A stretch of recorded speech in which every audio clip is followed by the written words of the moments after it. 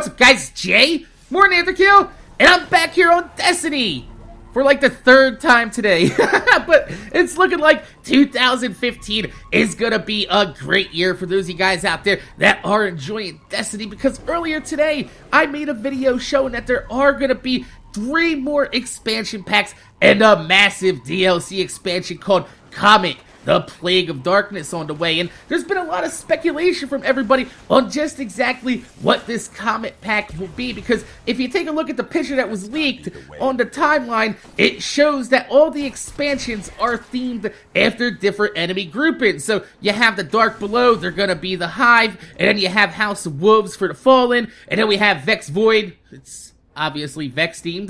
Then we have Forge of Gods, which will no doubt be related to the Cabal, which is actually really cool, because I feel like there needs to be more Cabal action inside this game, because they're like one of the enemy groups that's kind of just like really, I guess, sequestered off into the Mars, and they don't really show up anywhere else. And I'd like to know a little bit more about them, see a little bit more about them, because they remind me of The Fifth Element, and you know, that's one of my favorite movies of all time. So fighting against them is kind of awesome, makes me feel like I'm, you know, inside of that universe. But then when I think about that, the possibility that there might be raid level phalanx shields, yeah, that's actually shit in your pants fucking terrifying to think about getting thrown across the raid by a big ass yellow barred phalanx.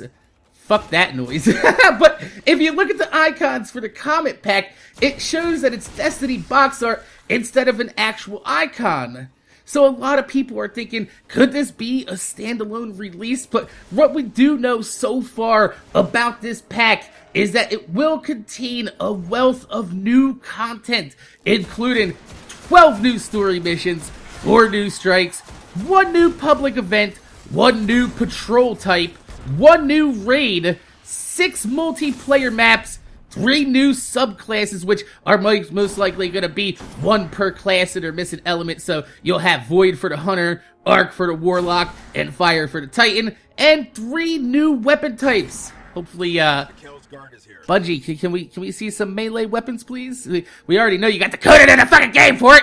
Let me see a gravity hammer being brought back from hate. Oh my god. Could you imagine just walking up to the fucking Crota with a big ass hammer like, bow, bitch! Go! Done.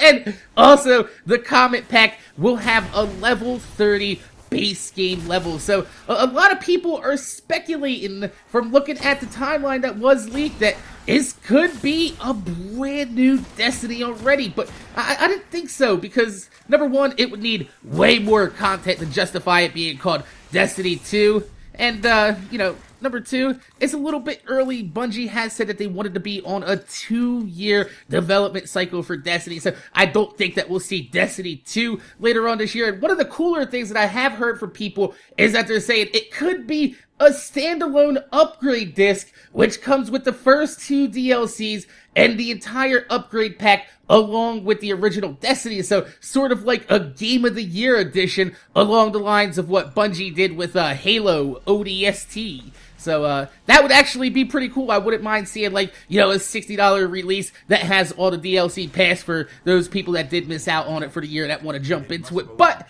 then one of my viewers, Mr. Daryl Dodge, linked me to a really interesting article posted back in 2012 by the Los Angeles Times, and that's a pretty reputable site there. And it outlines Activision's entire contract with Bungie, which was apparently dated 2010, and the contract states, Bungie is under contract for at least 4 Destiny games, Destiny 1 through 4. In addition to that, each game will get its own Comet major DLC expansion pack, totaling 4 games and 4 major DLC releases. Now, this document also states on the second page that Destiny will be on a 2-year development cycle, releasing the first game in 2013, the second in 2015, and the third and fourth in 2017 and 2019, respectively. But remember, this was posted back in 2012 and drafted in 2010, so those dates coincide with Destiny's original launch date, which was pushed back till 2014. So you can expect Destiny 2 to come out sometime in 2016, Destiny 3 in 2018, and Destiny 4 in 2020, which, if the last Destiny receives its full 2 years of DLC, including its Comet pack, that right there is your 10-year plan for Destiny. Laid out pure and simple in plain black and white. It don't get no more legit than that. No, it also goes as far to cover the possibility that Destiny could become a digital-only subscription service model.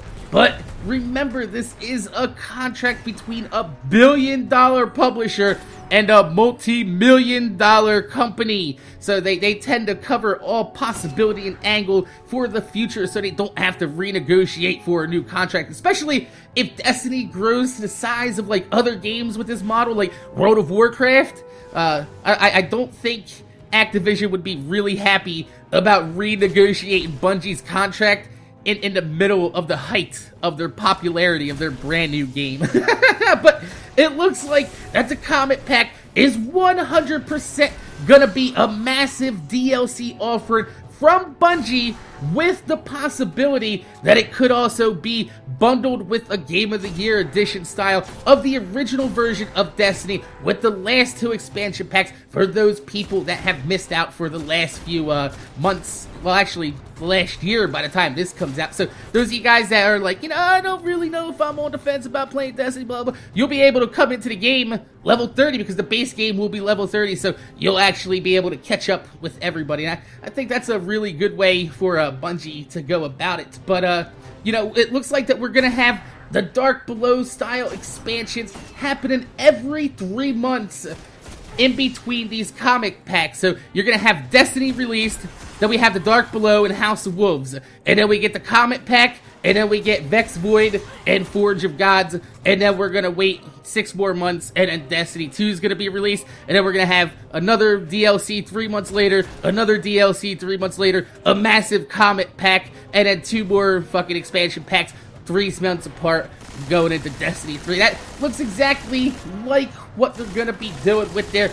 And, I know there's going to be a lot of people out there that are saying, why didn't they just take this content and put it into the fucking game? Because, honestly, even if they did, there would just be more content released as DLC that isn't this content anyway. It's the way these games are designed to keep you playing until the next one is released. And, honestly, with the way that shit's been going with most other games out there, I kind of wish more developers like Gearbox would have just kept adding on DLC to Borderlands 2 instead of releasing all new games that have a chance to be broken and even worse than the original game that we've been playing and complaining about and asking them to fix, but instead they gave us a new game that nobody fucking wanted! So, even though you think you're being milked by DLC, just remember, at least they're not milking entire games with 4 DLCs in 1 year.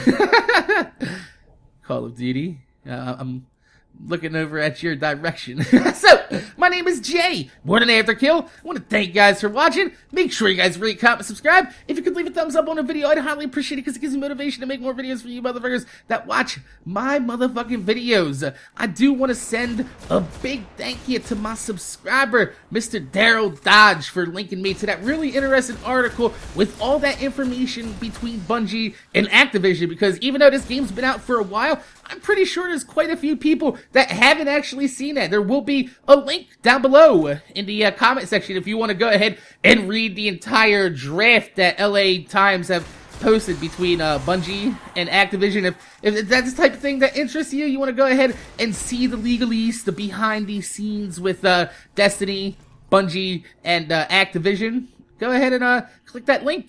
Go ahead and read it, and let me know what you guys think when you come back. So, like I said, my name's Jay, MorninAfterKill. Thanks for watching, and I'm gonna see you guys later.